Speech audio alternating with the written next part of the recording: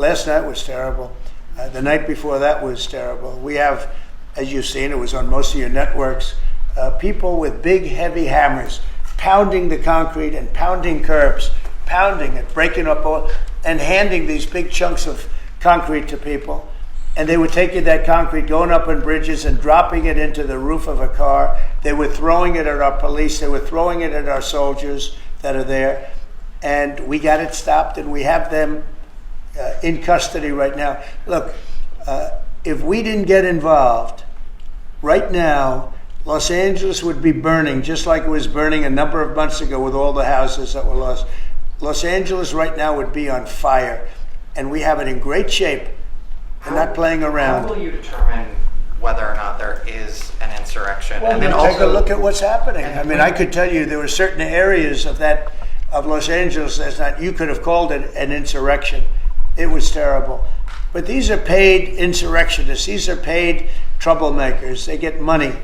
And when you take a look at what they do, where they show up and everyone's saying, what's he doing? He's pounding the curbs. This one guy's pounding the curb, breaking the curb, and handing big pieces of granite. In some cases, it's granite and concrete to other people. And they're running out with it. And then we watch the other people, and they try and throw it into the face of the soldiers, throw it into the face of the police, and they hurt some people very badly. They go up on bridges, they drop it down on the cars as the cars are moving.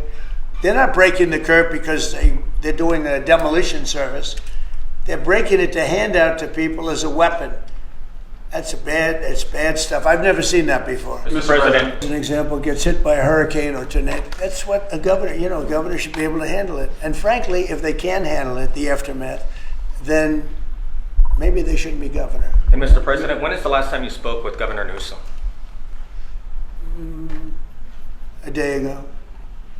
Called him up to tell him, got to do a better job. He's doing a bad job, causing a lot of death and a lot of potential death.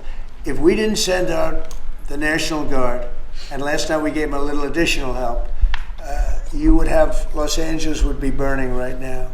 Los Angeles would be not a lot different than what you saw take place in California and Los Angeles just a little while ago.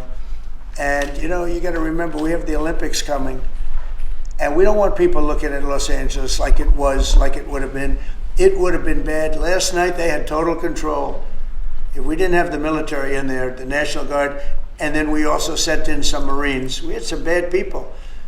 We have people, they look in your face and they spit right in your face. They're animals. And these are paid insurrectionists. These are paid troublemakers. They're agitators. They're paid. Do you think somebody walks up to a curb and starts hammering pieces out, has all the equipment necessary, and starts handing it out to people to use as a weapon? These are paid insurrectionists or agitators or troublemakers. You can call it whatever you want. And we ended it, and we have in custody some very bad people.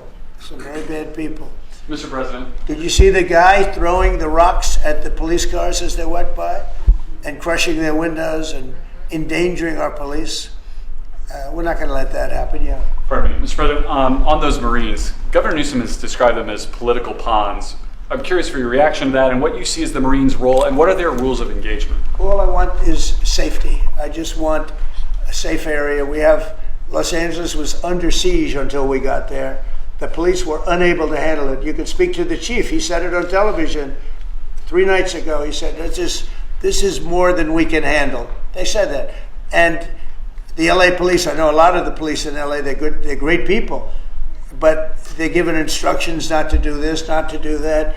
But in this case, they were trying their best. They were not able to handle it. It was out of control. When we got there, and you have to remember, I've been here before, and I went right by every rule, and I waited for governors to say, send in the National Guard. They wouldn't do it. They wouldn't do it, and they just wouldn't do it. It kept going on and on, got worse and worse. And in Minneapolis, that city was burning down. It was 7 days, and I said, I don't care. The governor, who's a governor that just happened to be running for vice president, you talk about an incompetent governor. He's an incompetent person. That he was picked, well, I was actually very happy he was picked for other reasons. But this guy wouldn't call the National Guard. and we ultimately just sent in the National Guard. We stopped it, but that was after 7 days. And I said to myself, if that stuff happens again, we've got to make faster decisions because they don't want to do it. The radical left, it's usually radical left, and it's usually governors that are Democrat, and they don't want to call them in. They don't want to save lives. They don't want to save property. They don't want to call them in. I don't know what it is. We sent them in, not early, we sent them in late as far as I'm concerned. But big problems, as you know, 3 nights ago, big problems were ensuing. If we didn't send in the National Guard quickly, right now, Los Angeles would be burning to the ground. The Marines is, a lot of people think, an escalatory step, though. These are guys who fight wars. Are you at all concerned that things could get out of hand with Marines? When I see in people American City? throwing concrete into cars, when I see people, the kind of people that I saw on your network doing danger to the police and to the military and to the National Guard, no, it's okay. You know, you start running out of people when you have 2,000 people from a National Guard standpoint. We have a very big military, but the National Guard, they needed a little extra help, and we sent them a little, and we did a great job last night. We had, well, you had a lot of cars go up in smoke and flame, and you had a lot of bad scenes, but it was pretty minor by comparison. This morning it's very calm. We'll see what happens later. But they know if they go there, they're not going to get anywhere because we have the National Guard. Though we backed it up with a number of Marines, yeah. Mr. President, do you agree with Governor Abbott soon signing legislation to mandate the 10 Commandments in school classrooms? Having to do with what? Governor Abbott is soon going to sign legislation to mandate displays of the 10 Commandments in school classrooms. Do you support him? I have to take a look at it. I'm going to have to look at Will it. National Guard be in California indefinitely? How long will they be there until you think? Until the there's mission no is ready? danger. It's easy. Look, it's common sense. You ask me that question. When there's no danger, they'll leave. You would have had a horrible situation had I not sent them in. Horrible. You'd be reporting on a lot of death and a lot of destruction that's not going to take place. I think if you look, every night it got less and less. They were met with very strong force, the bad people, the bad, sick people that do what they do. But these are paid people in many cases, not in all cases, but in many cases. And they really are. They're agitators.